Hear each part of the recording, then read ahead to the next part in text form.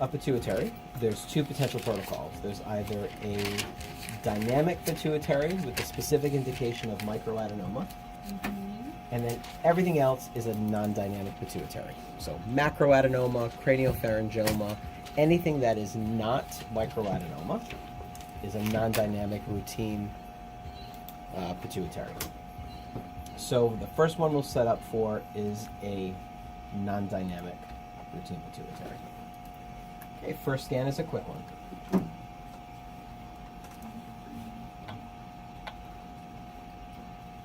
Thank you.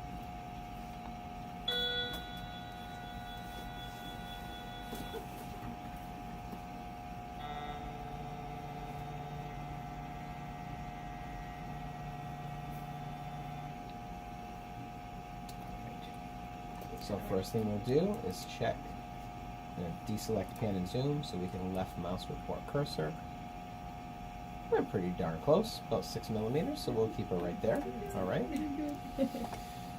So we're going to position for a sagittal T1 3 millimeter pre. So this is a high resolution scan, and once again, what do we mean by high resolution? It is a relatively small field of view. Our normal field of view for sagittal imaging of the brain is a 240 millimeter. This is a 160 millimeter field of view. So it's targeted specifically for a small area, the pituitary gland.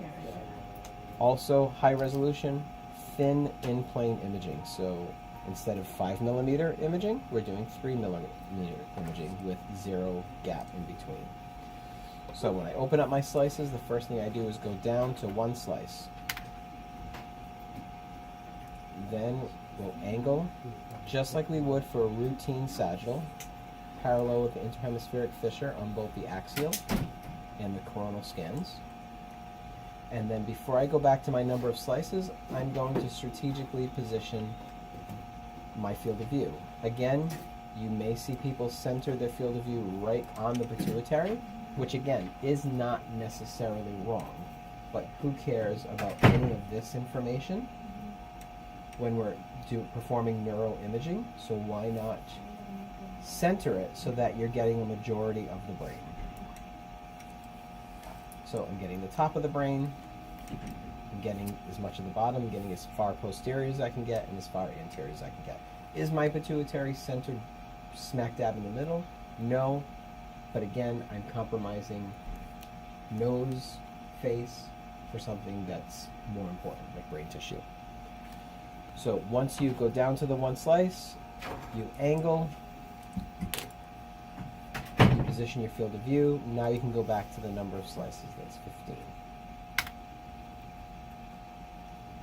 And we can hit apply. First scan is 3 minutes. Clearly appreciate the difference between a routine sagittal T1 brain, what it looks like, compared to this. All right. So before, when I was talking about the cavernous sinus that sits on either side of the pituitary gland, it's a venous structure through which the carotid arteries pass. So as we scroll out laterally, you're going to start to see the carotid siphon, which is the S-shaped part of the carotid artery. And then we circle back to the other side. So right now we're on the right side. Scrolling through. And now we're on the left side of the pituitary gland. So let's come back to midline. And here you can see the infundibulum, which is the pituitary stalk. And then above that, extending anteriorly and inferiorly is the optic chiasm. Okay? So we would prescribe our axial T2, flare, flash, and DWI as we routinely would for any other brain. So then we're going to position the coronal T1, 3 millimeters. Again, these are high resolution scans targeted to the pituitary gland. Per ACR requirements, we're required to cover anteriorly as far as the orbital apex is, and posteriorly to the dorsum cella. So let's bring this over, open it up, right mouse click perpendicular on your sagittal image. It's the first thing you'll do. And then just grab your slab of slices, and you're going to center right around the pituitary gland. And again, I'm not going to center on it, because look where it puts the top of my field of view. I'm going to center slightly above it so that I cover the top of the brain.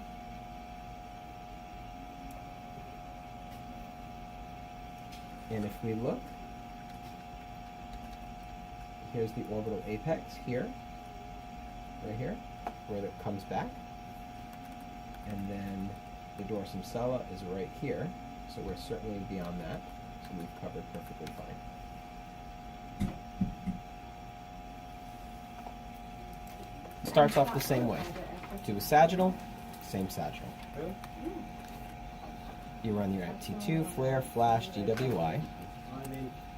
Then you run your 3 millimeter coronal. There it is. Same exact protocol up to this point. Then the protocol switches gears a little bit. Then we do a coronal vibe pre. And you see how there's a copy reference associated with it? Whenever you see a copy reference, always take your last copy reference up to that to which is referenced, so 12. Okay? Bring that over at the same time, because if you hover over this, this is pre-copied for you. It's copied as everything, minus the measurements. So this is one measure at 10 seconds. This is going to be a total of 5 measures, lasting almost 50 seconds. Okay, but it's pre-copied for you. So if you don't bring it over together, it's not going to copy correctly. So always take the last copy reference up to that which is copied. So if it was copied to 10, you would take from here up to here and bring it over. But it's copied to 12, so we're going to take here up to series 12 and bring those over. Do you mind explaining again what the 5 measures are? In a moment I will. Yeah. Absolutely. So now we're going to open up the coronal T1 vibe pre. Don't reinvent the wheel. Just copy to your coronal here. Okay. Now you'll notice it's a limited volume. Okay. This is a 3D scan at 2 millimeters apiece. Okay. About 16 slices at 2 millimeters apiece. So it's a limited volume. So once you copy to the coronal T1 3 millimeter, it puts you in a ballpark. You may or may not have to grab it and shift it anteriorly, posteriorly a little bit. In this particular case, it centers perfectly right on the pip. Okay? And we're going to apply that.